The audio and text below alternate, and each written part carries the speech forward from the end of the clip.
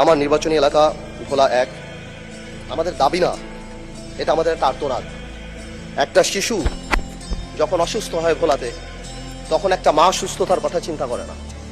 চিন্তা করে আমরা যে এই ভৌগোলিক কারাগারে 12 ঘন্টা 14 ঘন্টা লাগবে, লঞ্চ নাই, সন্ধ্যা 6টা থেকে পরের দিন সকাল 6টা 8টা পর্যন্ত আমরা যেতে পারি না কোথাও। একটা ভৌগোলিক কারাগারের মধ্যে আবদ্ধ হয়ে যায় মানুষ। স্পিকার, আপনি ভালো করেই জানেন, would know better than you. এর চেয়ে আরেকটা ব্যাপার, কোনো দুর্ঘটনা যদি হয় সন্ধ্যার পরে, স্পিডবোট সন্ধ্যা 6টার পরে মাননীয় স্পিকার চলে না।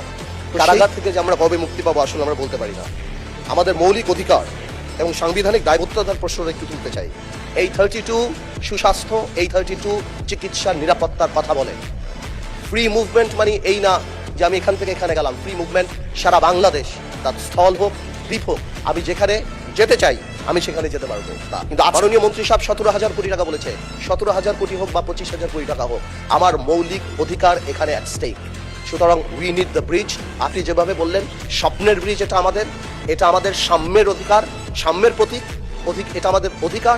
কবে নাগাদ এই ব্রিজ আরম্ভ হতে পারে এবং কত দিন লাগতে পারে এবং যে পর্যায়ে আছে সেটা অনুমোদিত হয়ে কাজ শুরু করার সম্ভাব্য সময় এই মুহূর্তে বলার বা এই অবস্থাতে বলাটা সমীচীন হচ্ছে না, বা নির্ধারণ করা সম্ভব হয়নি।